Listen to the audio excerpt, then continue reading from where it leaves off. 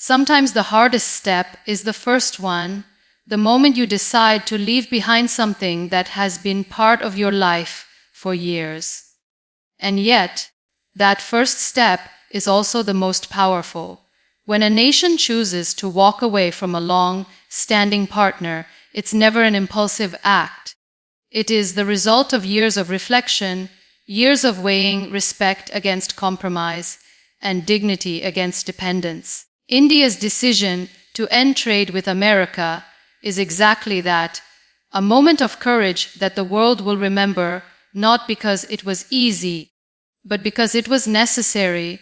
We often mistake endurance for strength. We think that if we continue to tolerate injustice, if we keep accepting terms that are unfair, somehow that makes us patient, noble, or wise. But there comes a time when patience becomes weakness and silence becomes consent. India has endured for decades, navigating trade terms that were often tilted in someone else's favor, quietly absorbing the pressure to conform to policies that did not always serve its own people. But now it has chosen to say enough. Courage, for a person or for a nation, is never about aggression. It's about self-respect. It's about knowing when to speak softly and when to speak firmly. It's about refusing to be treated as a pawn when you were born to be a player. Ending trade with America is not about rejecting the West entirely. It is about refusing to continue in a relationship where the scales are unbalanced, because no matter how powerful the other side may be, if the bond lacks equality, it is not a partnership, it is a chain. We must understand that walking away is not an act of hostility. It is an act of healing. Sometimes you have to close one door so that you can open another. Sometimes you have to leave the familiar path so that you can find your own road. In the case of India, this choice is about rewriting the story, from one where others dictate the terms to one where India writes its own chapters. It is about ensuring that every agreement, every handshake, every transaction reflects mutual benefit, not one-sided gain. For decades, the world has looked at India as a market, a place to sell to, a place to extract from. But India is no longer content to be just a marketplace. It is a nation of creators, innovators, and visionaries. And if that vision is to be realized, it cannot be bound by trade deals that limit growth, stifle independence, or put foreign interests above domestic needs. True partnerships respect boundaries and value contributions equally. Anything less is exploitation dressed as cooperation. And here lies the beauty of courage. It doesn't just liberate you, it inspires others. When a nation like India takes such a bold step, it sends ripples across the globe. It tells every other country that it is possible to stand tall, even in the shadow of giants. It shows that you can choose dignity over dependency, principle over profit, and still walk forward with your head held high. Yes, endings are uncomfortable. They bring uncertainty. They invite criticism. But they also bring clarity. And for India, this clarity is simple. The road ahead must be one of equality, respect, and self-determination. That is the courage to walk away, not out of anger, not out of fear, but out of love for one's own people and faith in one's own future. Because sometimes the most powerful way to say yes to yourself is to say no to someone else. Dependency has a way of slowly chaining you without you even noticing. At first, it feels like convenience. Why build it yourself when you can simply buy it? Why struggle to produce when others can deliver at your doorstep? But with each purchase, each reliance, the ability to choose begins to shrink. The more you depend, the less you decide. And one day, you wake up to realize that you are no longer a free player in the game. You are simply moving where the other side allows you to move. India's choice to shift away from over-reliance on America is more than an economic decision. It's a declaration of independence. It is about taking back the steering wheel of its own economy and deciding where it will go, how fast it will move, and what roads it will avoid. For too long, trade partnerships have been structured in a way that benefits the stronger player far more than the weaker one. While America enjoyed the fruits of a vast Indian market, India often had to swallow compromises that slowed its own growth. Self-reliance is not built in a day. It's not simply about producing everything within your borders. It's about nurturing the mindset that says, we can.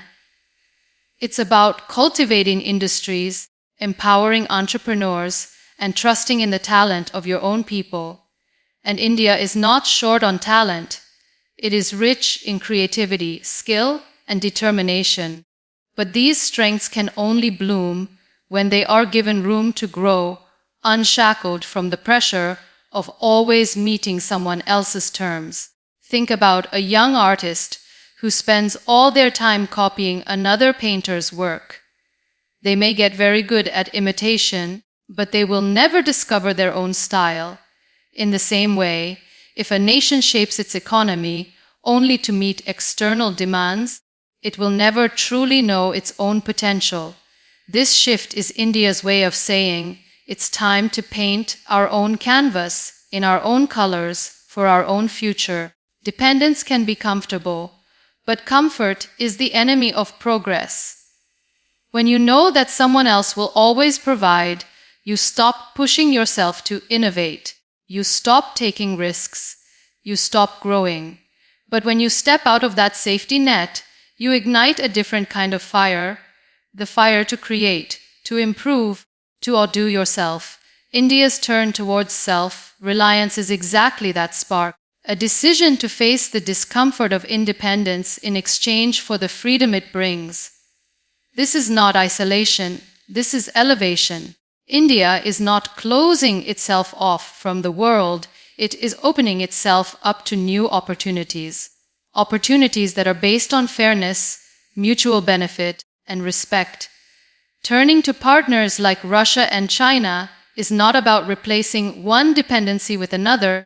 It is about diversifying alliances so that no single relationship can hold the power to dictate India's fate. The journey ahead will not be without challenges. Self-reliance demands investment, patience, and resilience. There will be mistakes, there will be slow days, and there will be critics who say it's easier to go back to the old ways. But those who understand the value of freedom know that it is worth every struggle, because at the end of the day, the ability to decide your own path is priceless. India's step away from dependency is a message to its people and to the world.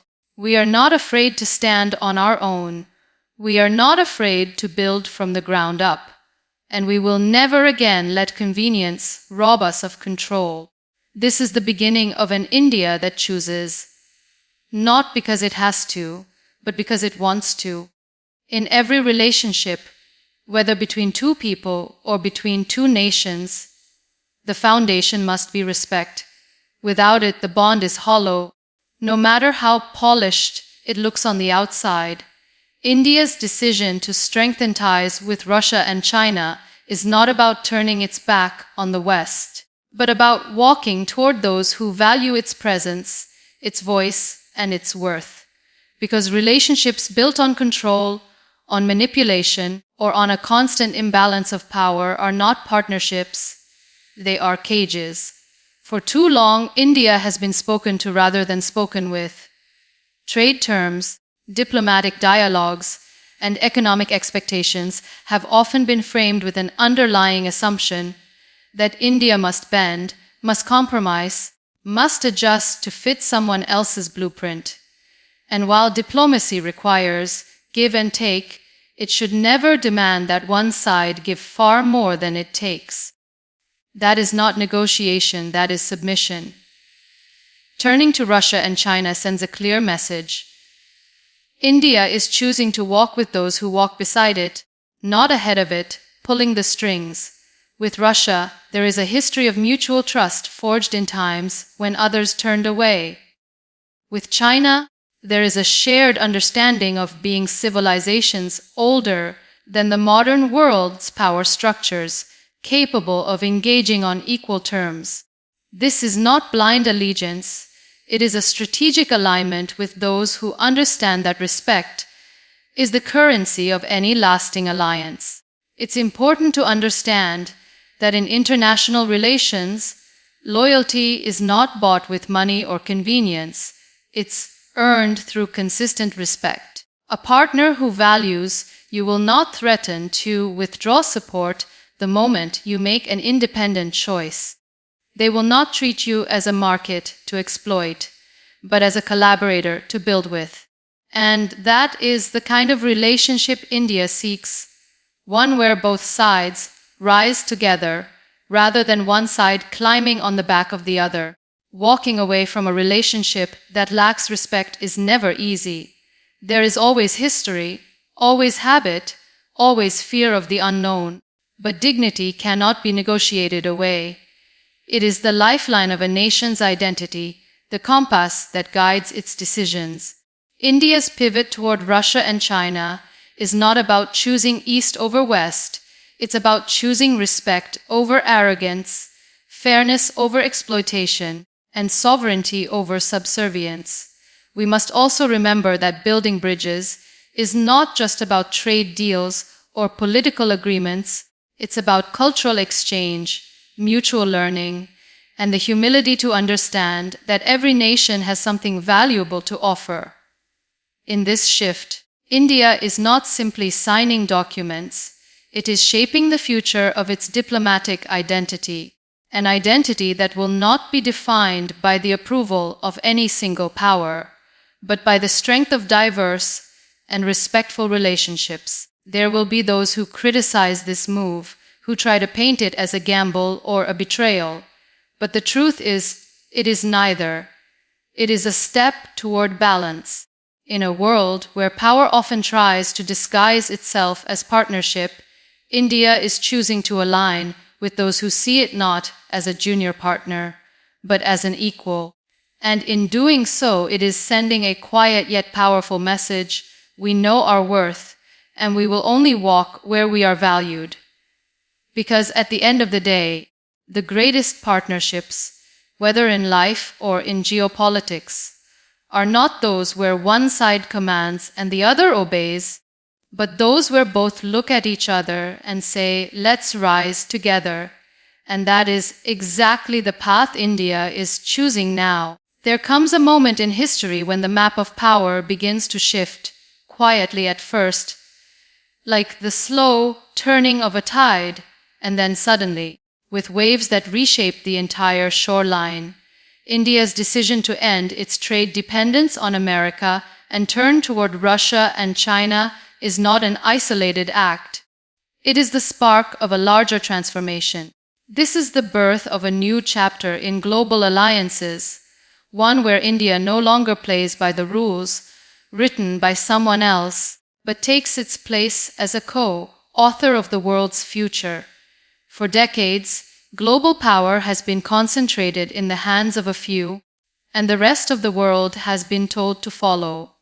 The terms of trade, the direction of economies, the very definition of progress, all too often dictated by those sitting in the halls of Western power. But what happens when a nation with the size, strength, and spirit of India says, we will no longer be just a participant, we will be a leader? The answer is this: the rules begin to change. This is not simply about economics. It is about sovereignty. It is about refusing to allow external powers to define your destiny. When India chooses to strengthen ties with Russia and China, it is not exchanging one master for another. It is breaking the idea that there must be a master at all.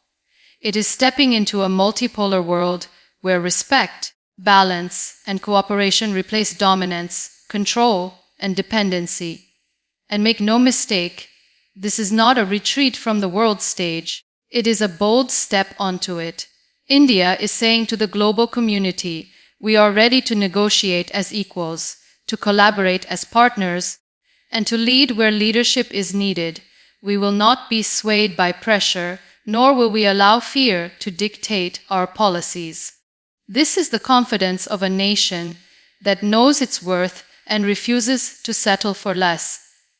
In this new chapter, the world will have to look at India differently. No longer just a market for others to sell to, no longer just a workforce for others to employ, no longer just a follower of strategies made elsewhere.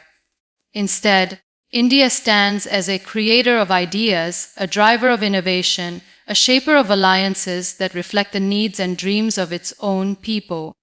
Of course, change invites resistance.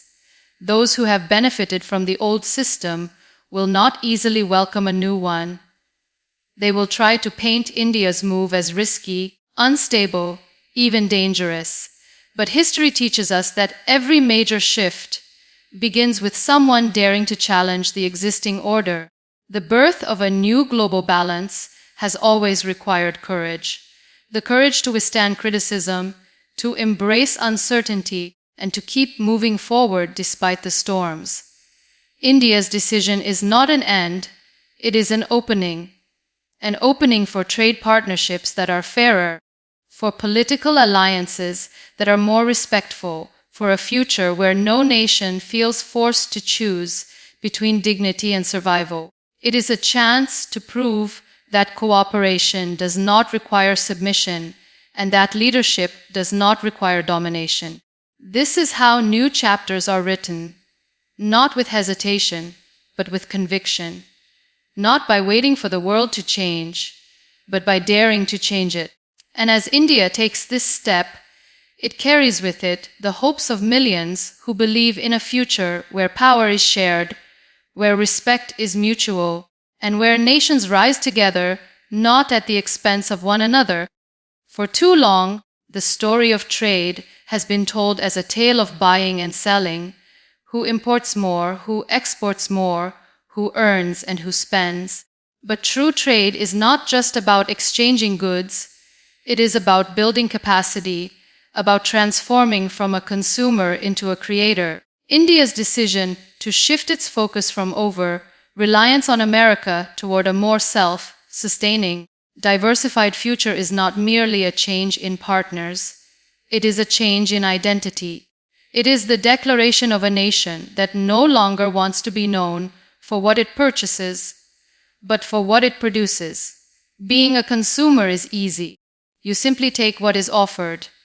But being a creator demands vision, patience, and resilience. It requires nurturing industries, training minds, and fostering innovation. For decades, India's talent and potential have been underutilized, often channeled into meeting the demands of foreign markets rather than fulfilling its own aspirations. This shift signals that those days are ending. The time has come for India to harness its own brilliance, to design, manufacture, and innovate not just for the world, but for itself first. Creation begins with belief. Belief that you have the skill, the resources, and the determination to stand on your own. For India, that belief is no longer a dream, it is a reality waiting to be unleashed.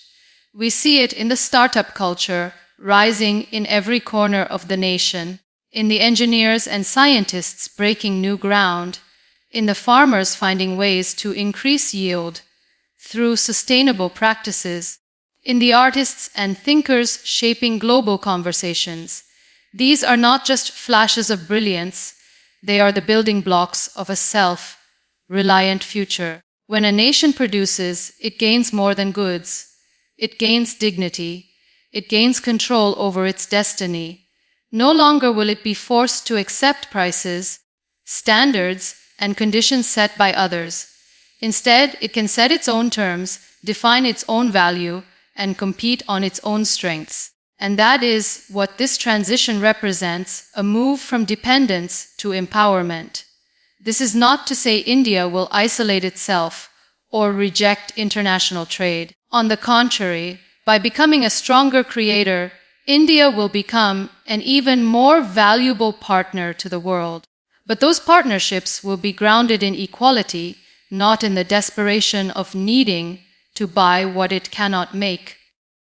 When you can stand on your own feet, you walk into any room as an equal, and that changes every negotiation, every alliance, every relationship. We must remember that creation is not just about factories and machines. It is about ideas. It is about creating systems that serve the people, creating opportunities that lift entire communities, creating solutions to problems that have long been ignored. This is the deeper meaning of India's transformation, a recognition that its greatest asset is not its market size, but the creativity and resilience of its people. Of course, the road to becoming a creator is not smooth. There will be failures, setbacks, and critics who say it's easier to simply keep buying from others. But easy paths rarely lead to greatness.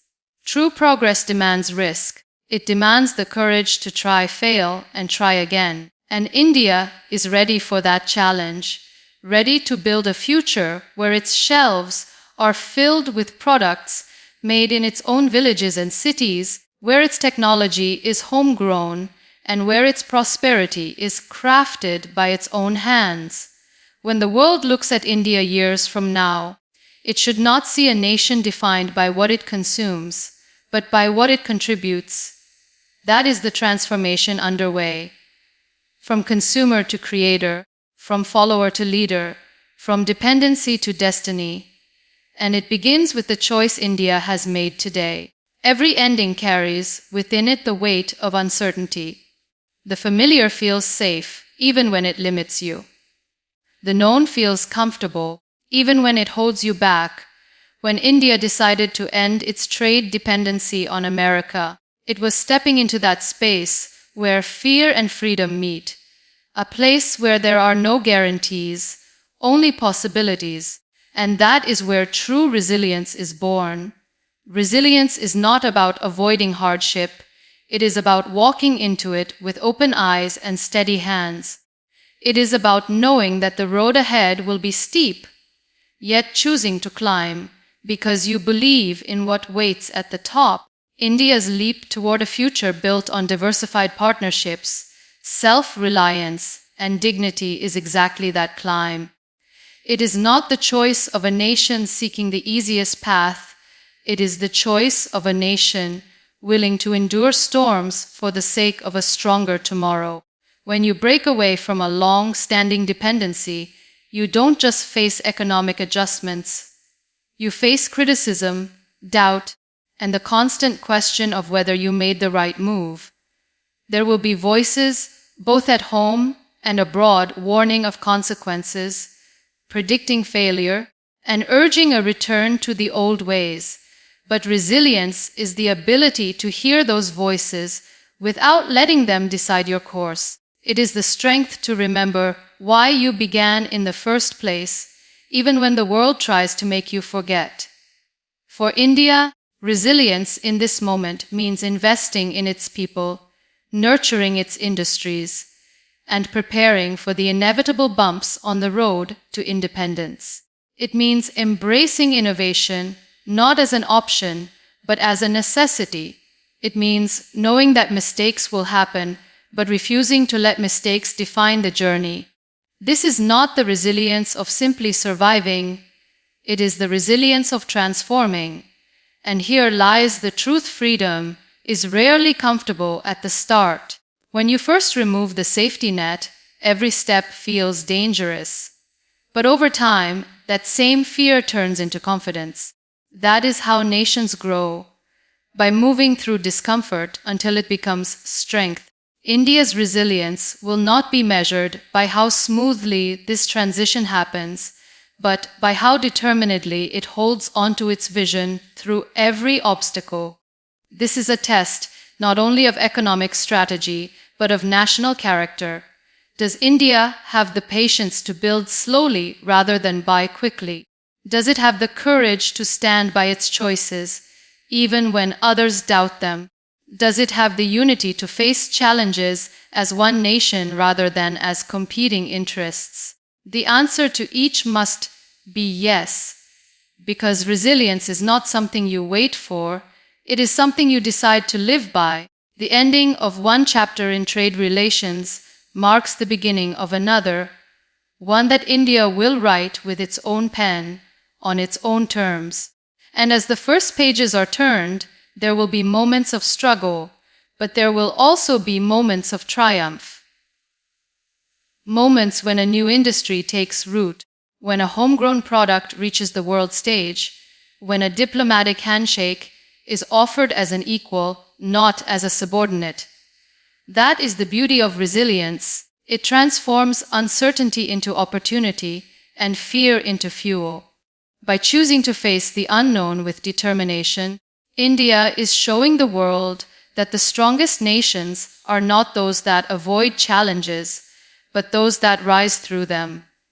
And in the years to come, this choice will be remembered not as a risk, but as the moment India proved it was ready to shape its own destiny, no matter how strong the winds against it.